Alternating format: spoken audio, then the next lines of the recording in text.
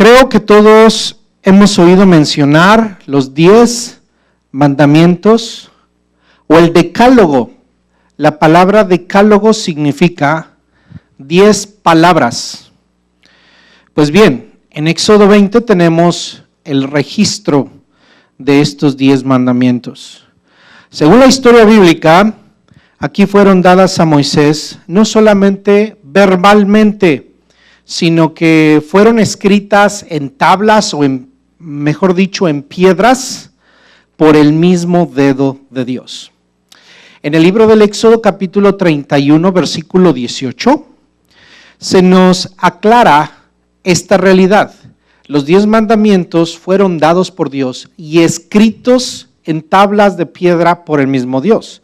Déjeme leer este texto, Éxodo 31, 18. Y cuando terminó de hablar con Moisés, está hablando de Dios, cuando terminó de hablar con Moisés en el monte Sinaí, le dio las 2 tablas de la ley, 2 tablas de la ley, que eran 2 lajas escritas por el dedo mismo de Dios. Es decir, ¿quién le dio esas tablas a Moisés? Dios mismo. ¿Y quién escribió esas 2 tablas? Dios mismo, el dedo de Dios. Dice que eran 2 lajas. Lajas significa piedras grandes, no talladas ni esculpidas, sino lisas, planas y no muy gruesas. Por eso se conocían como tablas. Eran tablas de piedra lisa, y en esas tablas no muy gruesas, o esas piedras no muy gruesas, largas como una tabla, ahí es donde Dios le entregó los 10 mandamientos. 2 tablas, Dios le dio 2 tablas. No tenemos tales tablas, no tenemos tales piedras, fueron rotas. Dios advirtió a Moisés del pecado del pueblo, y cuando Moisés baja y ve al pueblo depravado en un culto idolátrico, se enoja y rompe las tablas de la ley. Dios más adelante había de darle otras tablas, pero estas las tuvo que escribir Moisés. Así que si existieran esas tablas, ya no son las que fueron escritas por Dios. Pero el espíritu de la ley es el mismo. Y lo que nos queda a nosotros no son ninguna de las 2 tablas, sino el registro de la gloria con la cual fueron entregados los 10 mandamientos. Este registro se encuentra en Éxodo 20 y en Deuteronomio 5. El hecho de haber sido entregado este decálogo o estos 10 mandamientos con tal grandeza le da un carácter sumamente sagrado. Debemos entender que es más que una lista de cosas que debemos aprendernos. No es para que nos la aprendamos de memoria y la recitemos solamente. Sí deberíamos aprendérnoslo de memoria, sí deberíamos repetirlo, pero son mandamientos que debemos obedecer. Deben estar escritos en las tablas, ya no de piedra, sino han de ser escritas en las tablas de nuestro corazón, por el mismo dedo de Dios, por el mismo espíritu que haga nacer en nosotros un corazón sensible, porque no hay manera de obedecer los 10 mandamientos con un corazón de piedra. Es necesario un corazón nuevo, un corazón como el que solamente Cristo y el poder del Espíritu Santo puede desarrollar en nosotros. Si bien no profundizaremos en cada uno de los mandamientos, hoy dividiremos este estudio en 3 partes. Número 1, reflexionaremos en las primeras palabras que habló Dios y que abren el discurso legal que había de entregarles al pueblo. Número 2, observaremos cómo se relacionan estos mandamientos con esas primeras palabras. Y número 3, recordaremos que los mandamientos para nosotros no pueden estar separados del evangelio que creemos. Leamos la escritura, Éxodo capítulo 20, versículos 1 al 17. Dios habló y dio a conocer todos estos mandamientos. Yo soy el Señor tu Dios, y yo te saqué de Egipto, del país donde eras esclavo. No tengas otros dioses además de mí.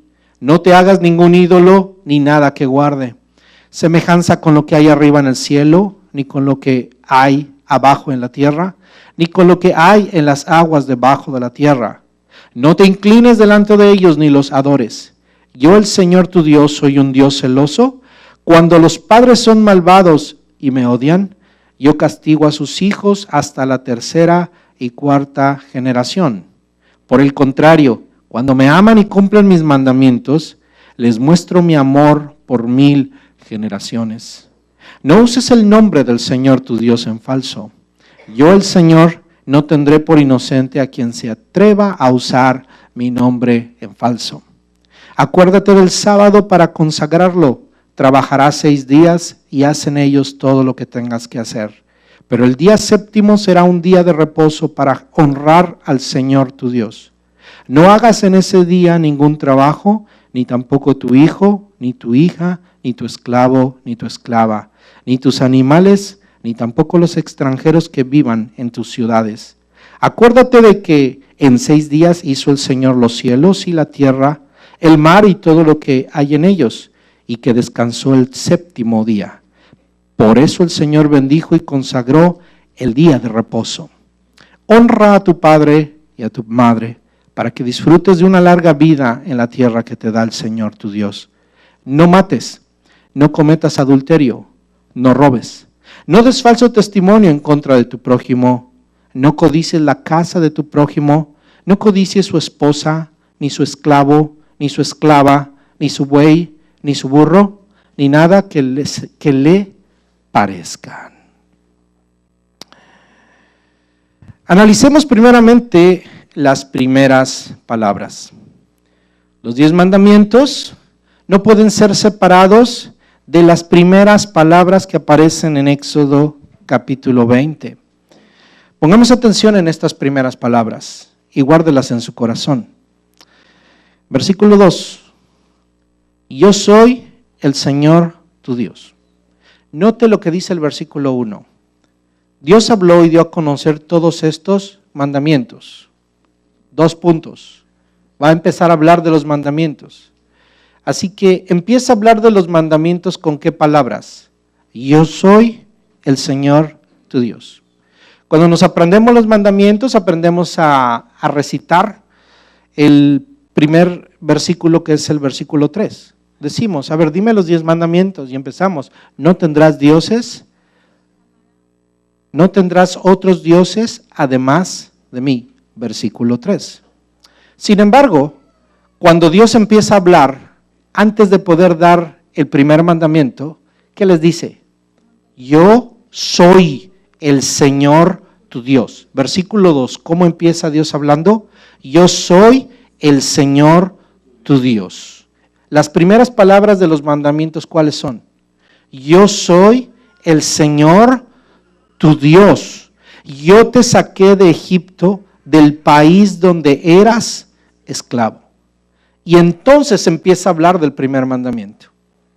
Empieza a decirles, no tendrás dioses ajenos. Estas palabras son muy importantes, hermano. Quiero que las repita conmigo.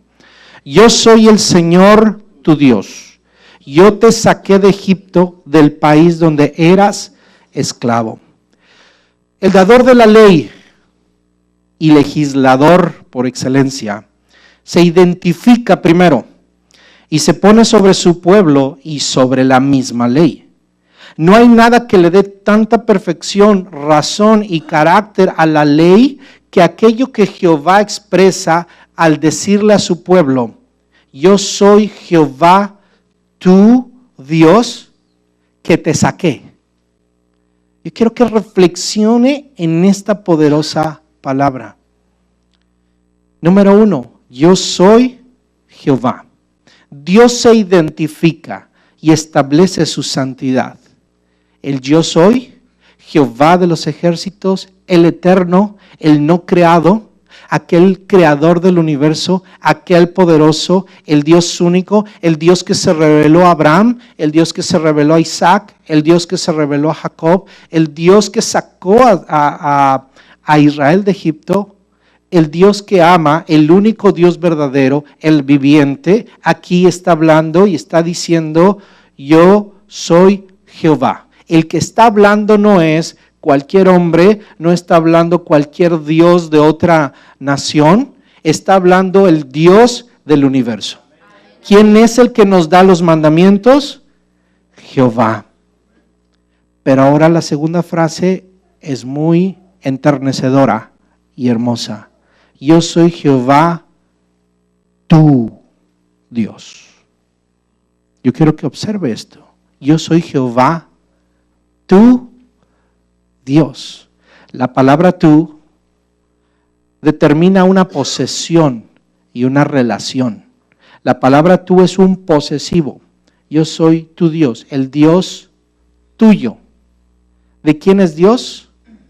Tuyo. Él es Dios de todo el universo, pero estos mandamientos se los está dando ¿a quién? Aquellos de los cuales Dios es Dios. Aquellas naciones que no eran Israel tenían otros dioses y no tenían mandamiento. De hecho, por eso dice la Biblia que nosotros no teníamos Dios ni esperanza.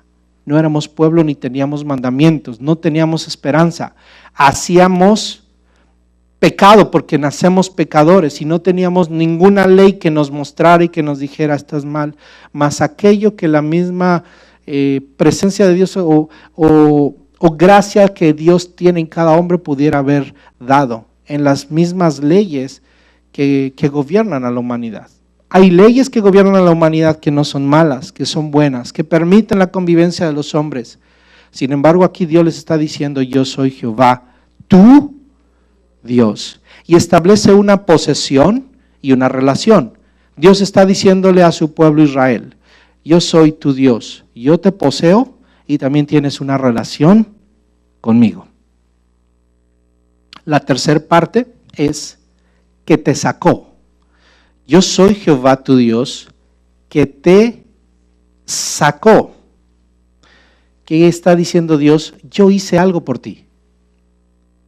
Yo hice algo por ti. Tú no hiciste nada por ti mismo. Tú no tenías la capacidad. Yo soy el que te sacó. Por eso, Israel, tú te debes a mí. Yo hice una acción libertadora que ahora te hace y que te da un nuevo destino. Yo soy Jehová tu Dios que te saqué de tierra de Egipto. Le está diciendo, ahora tú eres mi posesión. De hecho, Dios ya le había mostrado de muchas maneras, a través de muchas palabras, esa relación que Dios tiene con su pueblo, con Israel. Le dijo, tú eres mi primogénito. Yo te he amado. En alas de águila te saqué. ¿Se acuerda lo que Dios le decía a Moisés y al pueblo de Israel? Dios le ha mostrado a Israel quién es su Dios. No es un Dios malo que le va a traer su ley para destruirlo, sino que viene y le da el privilegio de entregarle la ley que agrada a Dios. Porque Dios viene a hacer una relación con el hombre para que se relacione adecuadamente con su Dios. Así que debemos ver, hermano, la importancia de los 10 mandamientos. Hay muchos que han degradado la importancia de los 10 mandamientos y yo creo que los 10 mandamientos no pueden ser pasados por alto. No pueden ser pasados por alto. Definitivamente no son sugerencias, son los 10 mandamientos. No se te sugiere que los obedezcas, no se te sugiere que te los aprendas. Se te está diciendo que los tienes que obedecer. Yo soy Jehová tu Dios que te saqué. Ahora relacionemos esta palabra entonces con el decálogo. La realidad de las primeras palabras es una realidad y las tenemos que relacionar con cada uno de los mandamientos. Y yo quiero que ahora vea los 10 mandamientos bajo la perspectiva de esto. Y vea en cada uno de ellos qué relación tiene con estas palabras. Yo soy Jehová que te saqué de tierra de Egipto. Porque si pudiéramos colocar esta frase adelante de cada mandamiento, los mandamientos cobrarían una dimensión mucho más especial. No sería una carga sobre nosotros, sería un privilegio porque en ellos encontramos al Dios al cual nosotros servimos. El Dios que nos ama y que nos sacó, aquel que es nuestro Dios. Por eso usted como cristiano, yo como cristiano, es un deber obedecer a nuestro Dios. No es nuestro deber rechazarlo, es nuestro deber obedecerlo. Pero lo que me llama la atención es lo siguiente: ¿cuánta gente conoce los 10 mandamientos, habla de la gracia de Dios, pero se conforma a no vivir como Dios le agrada? Yo quiero que entendamos esto, hermanos, somos pecadores y hemos violado estos mandamientos. Pero ¿sabe una cosa? Estos mandamientos son buenos y no podemos conformarnos, y mucho menos como cristianos, como creyentes, a que somos incapaces de cumplir la ley. Seríamos incapaces de cumplir la ley si Cristo no hubiera nacido en nuestros corazones y si el Espíritu Santo no estuviera en nosotros. ¿Cuál es la vida que Dios ha de producir en nosotros? La vida de Cristo. Y Cristo cumplió la ley. Él no vino a abrogar la ley, sino a cumplirla. Y los 10 mandamientos, hermanos, son un resumen, son un síntesis de toda la ley. Y hay una síntesis aún mayor. Los mandamientos más importantes: ama a Dios con todo tu corazón, con toda tu alma y con todas tus fuerzas. Y ama a tu prójimo como a ti mismo. Sobre esto está la ley y los profetas. Esos son los principios. Pero Dios escribió en tablas. Dios escribió con su propio dedo y nos dejó legado y el registro de lo que llamamos el Decálogo, los 10 mandamientos. Y entonces tenemos que relacionarlos con las primeras palabras. Usted y yo tenemos que relacionarlos con estas primeras palabras. Israel las tenía que relacionar con las primeras palabras de que Dios Jehová era el Dios de Israel y que los había sacado de Egipto. Usted y yo los tenemos que relacionar con la misma realidad de que Él es nuestro Dios y que también nos sacó de tierra de servidumbre. Dice la Biblia que Él nos rescató de las tinieblas y nos trasladó al reino de su amado Hijo. En donde vivíamos sin Dios y sin esperanza, en donde no teníamos leyes, en donde vivíamos como queríamos, pero venimos a un reino de obediencia. Y entonces nosotros entendemos en una nueva dimensión lo que Dios nos está pidiendo, porque ahora tenemos Dios. Y si ahora tenemos Dios, tenemos esperanza y tenemos mandamientos. Entonces, déjeme darle algunos ejemplos de cómo relacionar estas primeras palabras con los mandamientos. Dios le dice: no tendrás otros dioses. ¿Qué le está diciendo Dios? Si nosotros lo leemos seguido: yo soy el Señor tu Dios, yo soy tu Dios, y yo te saqué de Egipto, del país de donde eras esclavo, así que no tendrás otros dioses además de mí. Dios le está diciendo a Israel y nos está diciendo a nosotros: me tienes a mí, yo soy tu Dios. Hermano, usted no puede hacer que una cosa hecha de manos sea su Dios. Usted no puede depender de un ídolo.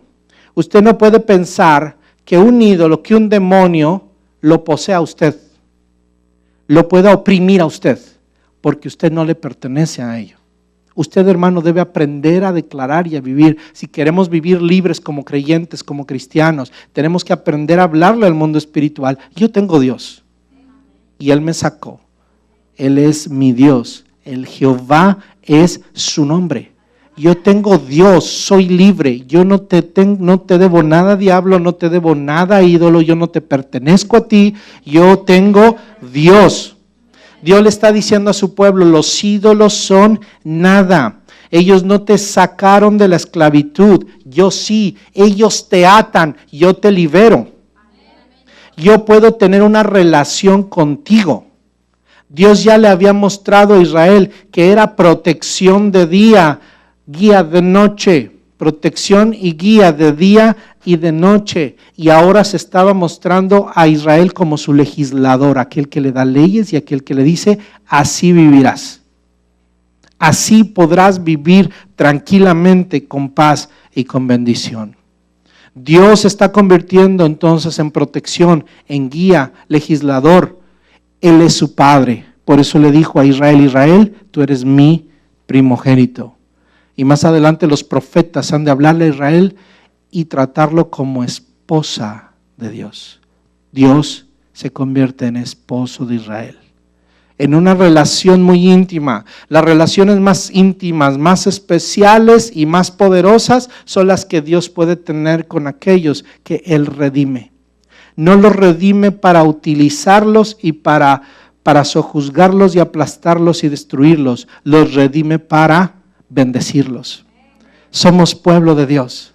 Somos pueblo de Dios y no tendremos otros. No tendrás otros dioses además de mí. No los necesitamos. Si Jehová es tu Dios, no necesitas absolutamente ningún otro Dios. No tendrás otro Dios. Varón, tú no necesitas una mujer. Mujer, tú no necesitas otro viejo ahí. Tú necesitas a tu Dios. No tendrás dioses ajenos. Aún de los hombres. No vas a poner tu dependencia emocional, psicológica, espiritual en los hombres. Tú no dependes de los hombres. Tú no dependes de líderes que te puedan motivar. Tú necesitas un Dios verdadero. Y si vas a depender de un ministro es porque Dios te pone y nos rodea de ministros, de hombres de Dios que nos enseñan la palabra del Señor y que nos dicen, Él es tu Dios, Él es tu Dios. Y esa es mi responsabilidad, hermano, decirle, Él es su Dios. Aquel que usted puede conocer en la intimidad de su hogar, aquel que puede usted conocer en la intimidad de su problema, de su coraje, de su enojo o también de su dolor y de su ansiedad. No busque otro Dios. No busque a los hombres, busque al Dios que le dice, yo soy tu Dios y te saqué de tierra de esclavitud. Aquel que te protege, que te guía, que te gobierna, que es tu padre y que es tu esposo. Fuera de Él no hay más. Y que usted pueda expresar como el salmista, fuera de ti nada deseo, nada quiero, nada necesito. Dios le dice a su pueblo en el segundo mandamiento, no te harás ninguna semejanza. Dios dice, yo soy el Señor tu Dios. Y yo te saqué de Egipto, del país donde eras esclavo. ¿Qué vieron ellos? ¿Qué vio el pueblo? Humo, fuego. Imita el fuego, imita el humo. Pudieron haber hecho imágenes de humo. Simulando el humo, simulando el fuego, nunca lo hicieron. Y Dios les dice, yo no me parezco a nada o a nadie de lo que puedas pensar. Yo no me parezco a nada. Hoy soy columna de fuego para guiarte. Soy fuego para guiarte. Soy humo para confundir a tus enemigos. Soy fuego para alumbrarte. Soy el ángel de Jehová. Pero nunca te vas a encontrar conmigo como tú esperas. Moisés, yo me presenté a ti como en una zarza, extraña manifestación del ángel de Jehová, pero Jehová no tiene una figura. Cualquier cosa que quisiéramos hacer para representar a Dios, nunca lo va a representar. Yo no me parezco a nada o nadie de lo que puedas pensar o de lo que te pueda proteger, guiar, legislar o relacionar. El pueblo de Israel, cuando Moisés subía al monte, ¿qué veía? Humo y densas tinieblas. Pero no sabemos qué es lo que Moisés veía. Nadie sabe lo que Moisés veía. Es más, Moisés no pudo verle el rostro de Dios, pero dice, vio su espalda. Pero ni aun eso pudo Moisés expresar más que la espalda de Dios. Por eso, hermano, Dios no puede ser representado de ninguna manera. Dios había de manifestar su gloria y su gracia a través de símbolos para Israel, el tabernáculo, el arca, de una manera sagrada, pero Dios no era el arca. Dios se manifestaba en el arca. La gloria de Dios era irrepetible, era única. Aquí lo que está haciendo Dios es agregándole al yo soy algunas expresiones. Y dice Dios, no te harás ningún ídolo, ni nada que guarde semejanza con lo que hay arriba en el cielo, ni con lo que hay abajo de la tierra, ni con lo que hay en las aguas debajo de la tierra. No te inclines delante de ellos ni los adores. Yo, el Señor tu Dios, soy un Dios. Aquí le agrega a lo que es Él. Dios le dice, yo soy Jehová tu Dios que te saqué de tierra de Egipto, y por tanto, porque yo soy Jehová tu Dios y porque te saqué de tierra de Egipto, yo soy un Dios celoso. Hermano creyente, para nosotros Él nos sacó de la esclavitud del pecado, y para nosotros también es un Dios celoso. Por eso no podemos andarle haciendo imágenes a nada, ni fiestas a nada, ni símbolos a nada, porque Él es un Dios celoso. Además es un Dios justiciero. Cuando los padres son malvados y me odian, yo castigo sus hijos hasta la tercera y cuarta generación. Él es justiciero con aquel que se opone a Él. Por el contrario, y esto es hermoso para nosotros, cuando me aman y cumplen mis mandamientos, les muestro mi amor por 1000 generaciones. Es tan misericordioso que perdona aún las injusticias, porque Él visita la maldad de padres hasta la cuarta generación, pero bendice ampliamente a miles de generaciones. Muestra una iniciativa Dios de perdonar. Por eso dice la Biblia, es lento para la ira y grande en misericordia. No podemos quitar su ira, no podemos quitar su justicia y no podemos dejar a un lado al Dios que juzga, pero siempre vamos a ver que su amor sobrepasa todo entendimiento. Por eso, hermano, no podemos comparar a Dios con nada. Los dioses de las naciones eran dioses extraños, eran dioses egoístas, eran dioses vanidosos. Vea usted la mitología griega, vea usted los dioses de la antigüedad. Son dioses que se enojan, dioses que se ofenden, pero nuestro Dios es perfecto. Dios es bueno, Dios es justo. En el tercer mandamiento Dios le dice, entonces no tomarás el nombre de Jehová tu Dios en vano. Relacionémoslo con la primera palabra, porque Él es tu Dios que te sacó de tierra de Egipto. Así que su nombre tiene que ver con esta primera frase, yo soy Jehová tu Dios. Así que su nombre, su presencia y su obra la debes tomar en serio. Israel, tienes que tomar muy en serio quién soy yo. No puedes burlarte de mí, no puedes tomar mi nombre en vano, no puedes burlarte de mí. No hay quien pueda burlarse de Dios. Dios no puede ser burlado, dice la Biblia. Lo que el hombre siembra, eso también cosecha. Mis leyes son firmes. Él es grande, Él es poderoso. Cuarto mandamiento, guarda el sábado. Acuérdate del sábado. Acuérdate del sábado. Yo soy Jehová que te saqué, yo soy tu Dios y te saqué de tierra ¿de qué? De Egipto, de esclavitud. Así que cuando le dice, guardas el sábado, acuérdate, ¿de qué te debes acordar? De que yo soy Jehová, tu Dios, y que Jehová tu Dios descansó. El séptimo día descansó. Ahora acuérdate de algo, que yo te saqué de tierra de esclavitud. En Egipto trabajabas y no guardabas el sábado. En Egipto servías al faraón y a sus dioses. En Egipto trabajabas para una nación que no es Dios. Pero ahora tú vienes a servir a Jehová, tu Dios. Ahora yo soy tu Dios.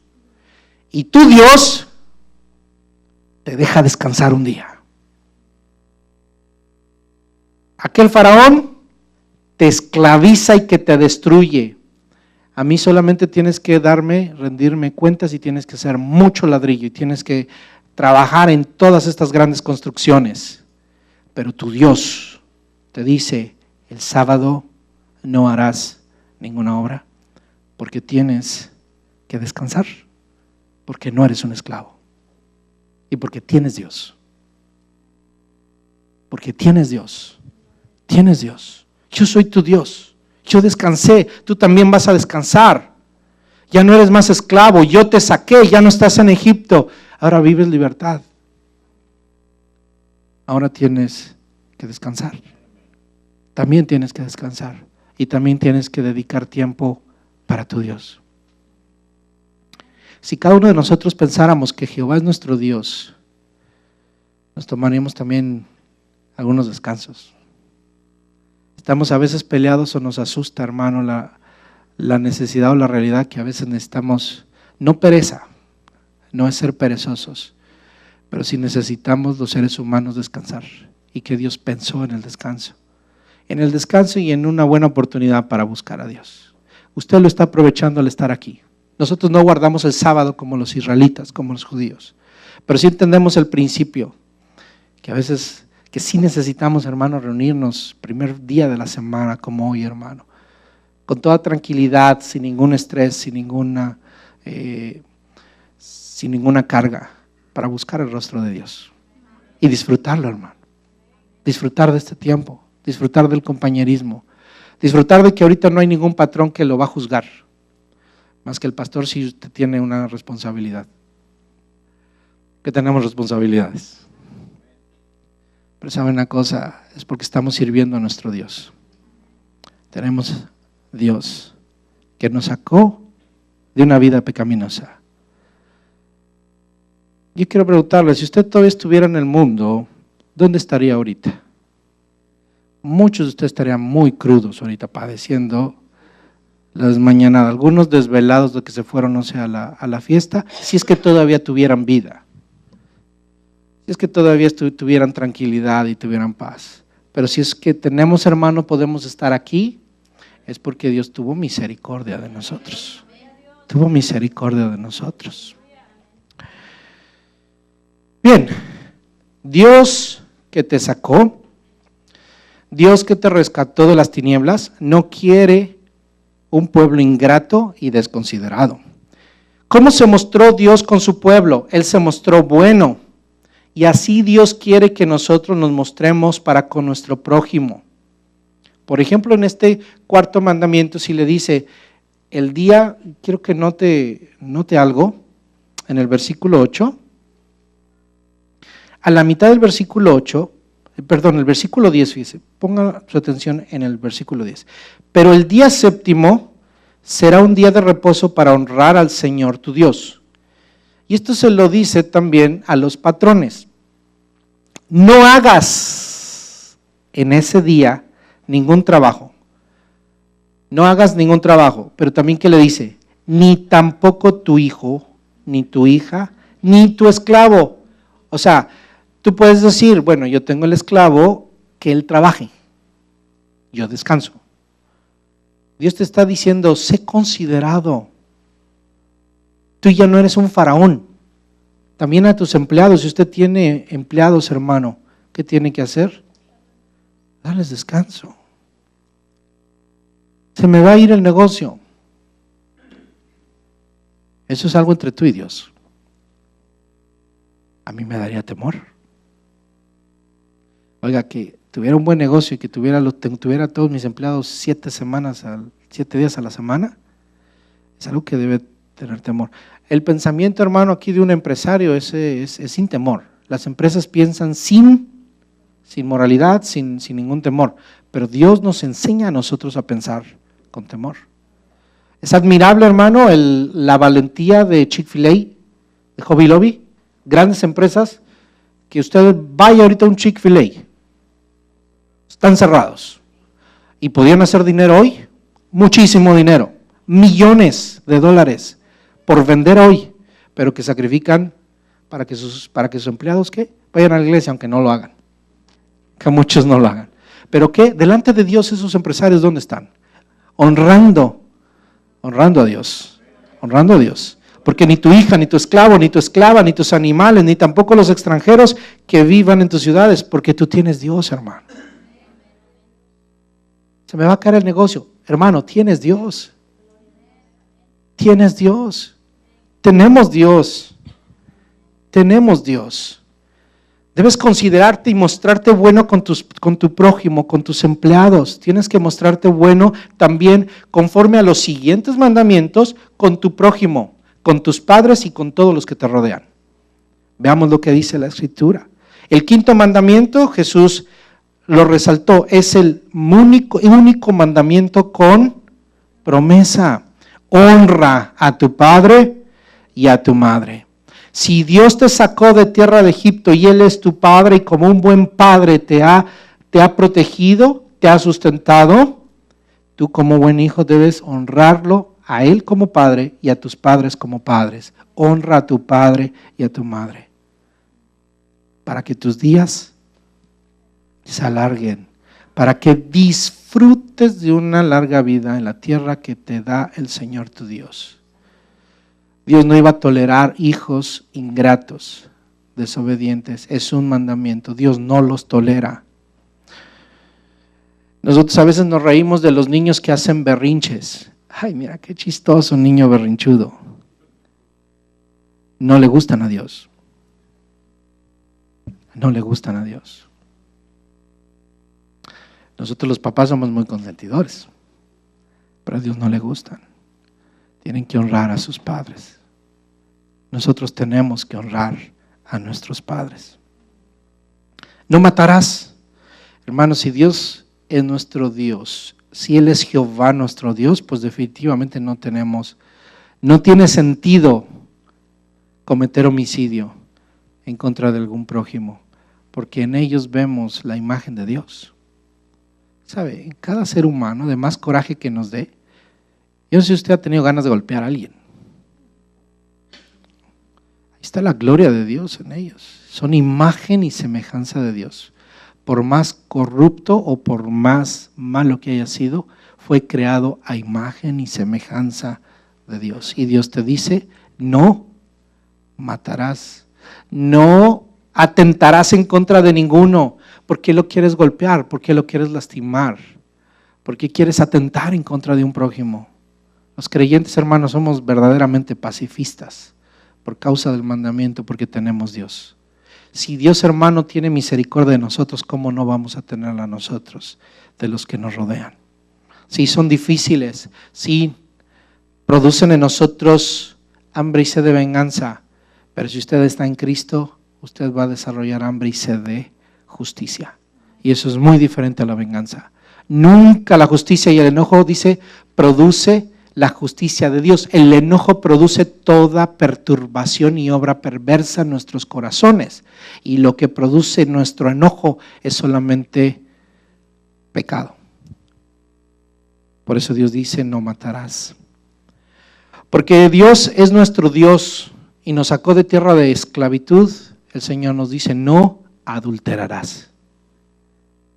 Porque no tiene sentido, hermano. Él es un Dios, es un esposo fiel. Él es para su pueblo fiel. Y si algo juzgó fue la idolatría de su pueblo, su infidelidad. La infidelidad no tiene absolutamente nada que ver con un creyente, no tiene nada que ver con un hombre y una mujer de Dios, con su pueblo. El adulterio es algo que Dios reprueba, es algo que Dios repudia, el adulterio. Porque Dios es nuestro Dios y porque Él nos sacó de tierra de esclavitud, no robaremos. ¿Para qué tiene usted que robar si usted tiene Dios? Si el que da el pan, el maná, si el que abre la roca, si el que manda aves para alimentarse es Dios, ¿por qué tenemos que robar? Atenta contra la gracia que el Señor nos ha dado de habernos rescatado y de Él ser nuestro Dios y de ser nuestro libertador. El Señor Jesús lo decía claramente. ¿Por qué te afanas por el día de hoy? ¿No ves las aves? No siembran ni ciegan y el Padre las alimenta. ¿No ves los lirios del campo? Salomón con toda su gloria no se vistió como ninguno de ellos. El Señor, nuestro Dios, es nuestro sustento. Hombres de poca fe. La fe, hermano, aún los mandamientos están atrayendo a nosotros y responsabilizándonos de la fe. Con la fe, hermano, es la única manera en la que podemos depender de Dios y poder vencer estos pecados, el robo. Dar falso testimonio. No se puede concebir un hombre, una mujer que ha sido rescatada de su vana manera de vivir, levantando falso testimonio en contra de sus hermanos y de cualquier persona, diciendo mentiras, hablando en contra de sus hermanos, dando falso testimonio, porque Él es nuestro Dios. Él juzga, Él mira, Él escucha, no le agrada nuestras mentiras. No codiciarás. De igual manera, si Dios te sacó, Él te sustenta. Si yo te di maná, disfruta el maná. Si hoy te doy agua de la roca, bebe el agua y sacia tu sed. No andes buscando saciar tu sed en otro lado. No andes buscando en otro lado. No estés deseando lo que tiene tu prójimo. No estés deseando la prosperidad del que está a tu lado. Me tienes a mí. Me tienes a mí. Inclusive entre hermanos no podemos envidiarnos unos a otros porque dependemos del mismo Dios. Somos hermanos en Cristo. No somos unos mejores que otros. Somos hermanos en Cristo y el Señor nos sacó a los dos. Los dos vivíamos bajo el mismo problema. Los dos tenemos, hermano, en la misma condición pecaminosa. Los dos estábamos esclavos del pecado. Los dos éramos esclavos de Satanás y víctimas de sus trampas. Y ahora el Señor nos ha rescatado y nos ha dado una nueva vida. Y así que debemos estar agradecidos. Debemos estar agradecidos. Porque el Señor Jehová es nuestro Dios. Así que cumplir los mandamientos es cuestión de reconocer que Él es nuestro Dios, que nos rescató y que ahora le pertenecemos. Y debemos amarlo a Él con todo el corazón, con todas nuestras fuerzas y todas nuestras almas. Y amar a nuestro prójimo como a nosotros mismos. ¿Por qué debo amar a mi prójimo? ¿Por qué debo amar a mi cónyuge que ya no me ama? ¿A mi hijo que ya no me llama? ¿A mis padres que me tratan mal? ¿Por qué debo amarlos? Porque el Señor nos lo manda. Porque Jehová es nuestro Dios. Porque Jehová es nuestro Dios. Y porque tu cónyuge es tu prójimo, o tu padre, o tu madre, o tu hijo. Por eso no debes adulterar. Mi matrimonio está mal. No tienes que buscar a nadie más, necesitas buscar a tu Dios y buscar solución. Tengo problemas con mis padres, tengo problemas con mis hijos. Tienes Dios y tienes que obedecer estos mandamientos. Alguien decía, es mucho más corto el tramo de amar a un hombre o a una mujer que cualquiera de nosotros amar a Dios. Estos mandamientos se complementan. Los mandamientos nos enseñan a amar a Dios, pero también a amar a los hombres. Porque no puedes decir que amas a los hombres, a Dios que no ves, cuando no amas a los hombres que sí ves. Y el amor a Dios es mucho más profundo y mucho más difícil que inclusive amar a los hombres.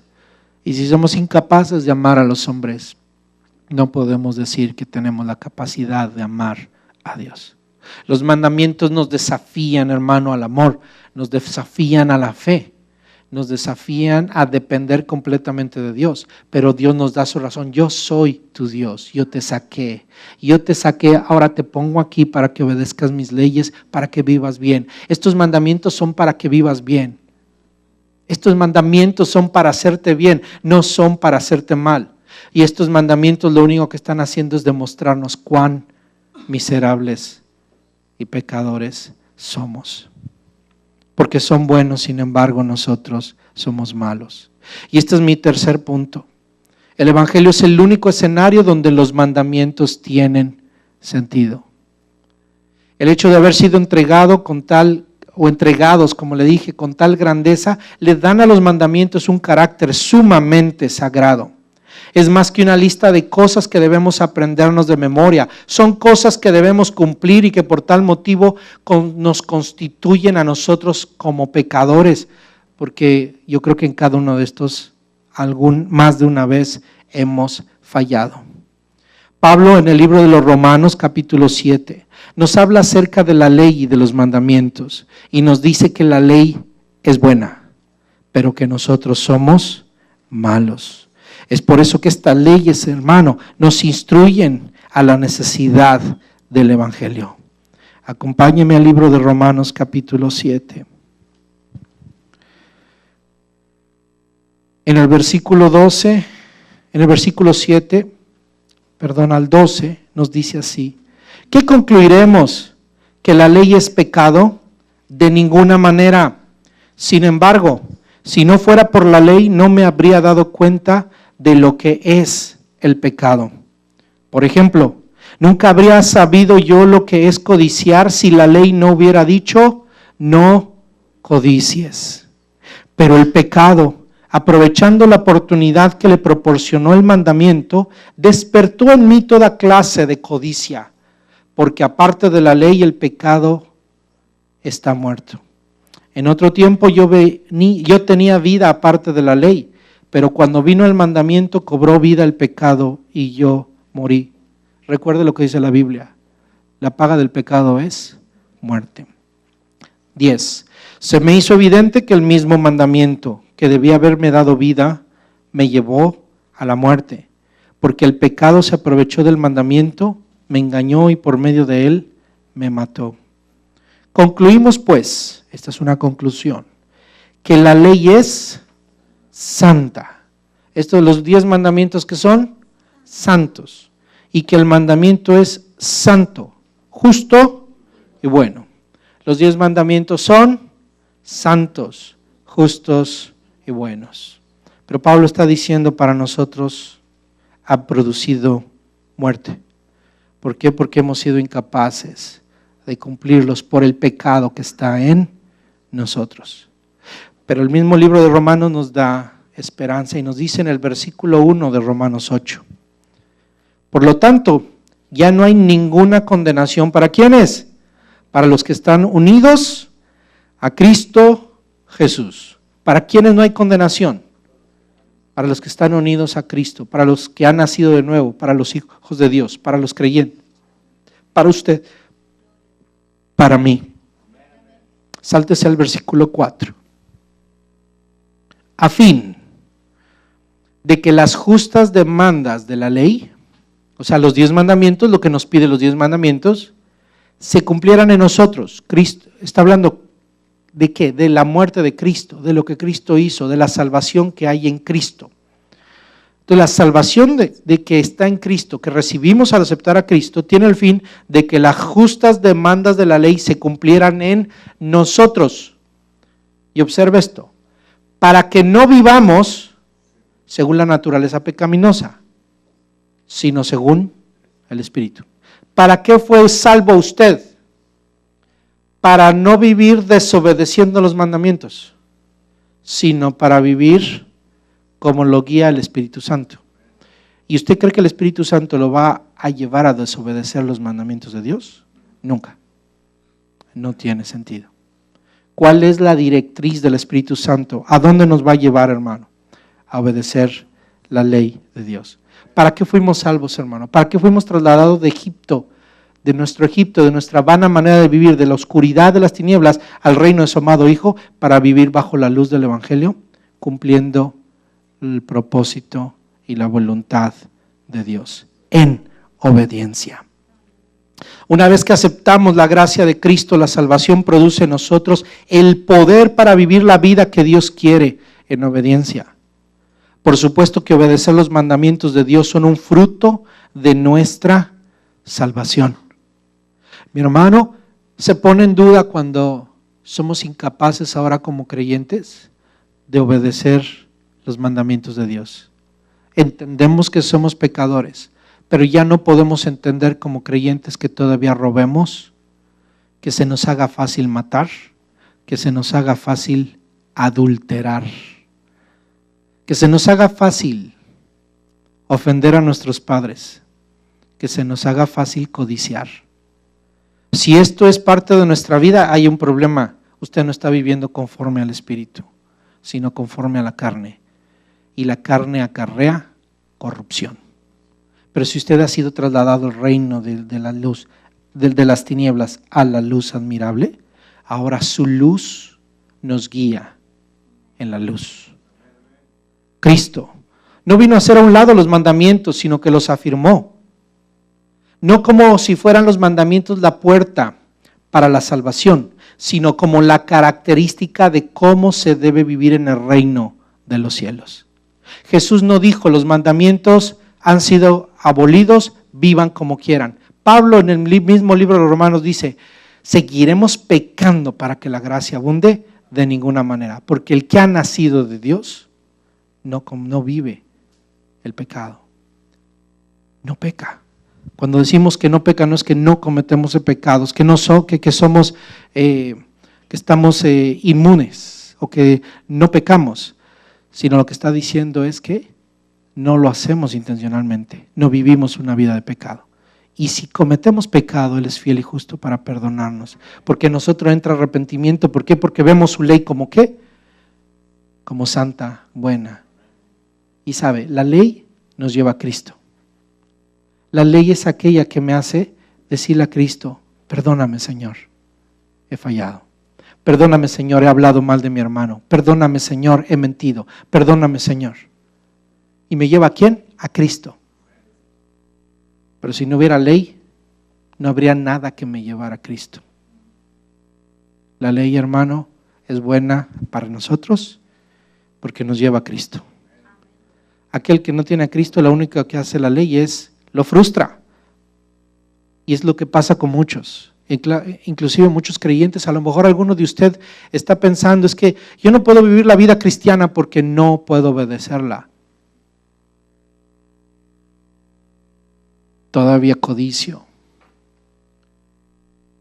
todavía hay inmoralidad en mi vida, no puedo salir de ello, porque somos pecadores, hermano.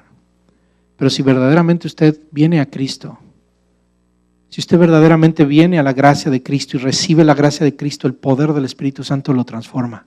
Usted nace de nuevo, usted ya no va a mirar la vida igual. Si usted no está experimentando esa nueva vida, yo lo invito en este día a que venga a Cristo y le pida, Señor, hazme una criatura nueva. Esa es la manera, hermano, esa es la evidencia más grande del nuevo nacimiento. Cuando usted cuando usted peca y ya no puede vivir con su pecado y lo empieza a repudiar. Pero si usted vive con su pecado, conformado a su pecado, si todavía disfruta su pecado, si todavía vive en su pecado y se deleita en él, y se deleita en lo que los hacen, hermano, recapacite y venga a Cristo. A lo mejor no ha nacido de nuevo y vive todavía en sus pecados. Es triste cuando hay creyentes que, habiendo conocido a Cristo, todavía tienen sentimientos de culpa. Todavía, hermano, los sentimientos de culpa dicen que nos hacen ver que están siendo llamados al arrepentimiento. Y el Evangelio, hay solución para usted. Pídale perdón al Señor y reciba la paz de Dios. Le pida perdón y Dios le dice, yo te perdono, vete y no peques más. Inicia una nueva vida. Pero más preocupante es aquel que dice, estoy conformado a mi pecado. Sigue viviendo en adulterio, sigue viviendo en fornicación, jóvenes viviendo en fornicación, adultos viviendo en adulterio, cristianos robando, mintiendo, los 10 mandamientos. Pero hermano, estamos en la gracia. Oye, no seas desvergonzado. ¿Por qué? Porque ya tienes a Cristo. Sal de tu pecado, hermano, amigo. Salgamos de nuestro pecado. Los 10 mandamientos son justos, puros y santos. No te estoy juzgando, no te estoy condenando porque no soy nadie, sino te estoy presentando precisamente el Evangelio. Tú y yo estamos en el mismo problema. Tú y yo hemos cometido posiblemente las mismas infracciones. O a lo mejor tú estás cometiendo esto y yo estoy cometiendo otro. Pero sabes, la palabra hoy, estos mandamientos son evidentes ¿para qué? Son como un policía La ley, véala así como un policía que te cayó en el momento. Como cuando los judíos llegaron y le dijeron a Jesús, encontramos a esta mujer en el mismo acto del adulterio. Ellos no vieron, ellos pensaban que le iban a hacer mal, pero le hicieron mucho bien. Porque ¿sabe una cosa? Se le hubieran llevado a cualquier otro rabino, a cualquier otro maestro de la ley y la apedrean. Y se muere en su pecado. Y se muere por su pecado. Pero mire qué maravilloso es Dios, que a quién se la presentaron. A Cristo. La ley, hermano, a nosotros nos lleva ¿a qué? A Cristo. Y el Señor Jesús nos ve y sabe nuestro corazón. La ley nos agarró en el mismo acto del adulterio, del robo, de la codicia, de todas estas cosas. Pero el Señor nos dice, yo no te condeno, vete, pero no peques más. Porque cuando usted y yo nos encontramos con Cristo, Él nos perdona. Pero nos responsabiliza. ¿De qué?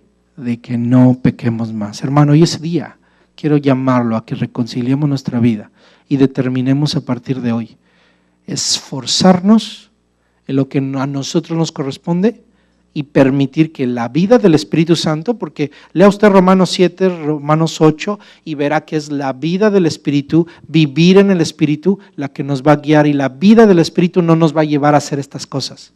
La vida del Espíritu es un proceso de purificación a través del cual vamos a mirar esta ley como buena, y cuando cuando atentamos en contra de esta ley, va a ser un policía que me va a agarrar y me va a llevar a Cristo.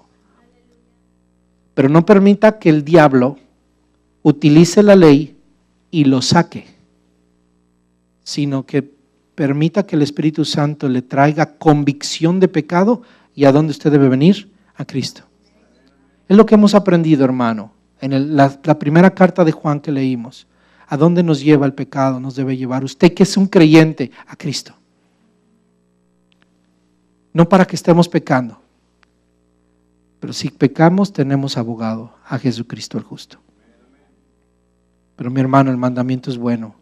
Aprendamos de ellos y vivámoslo.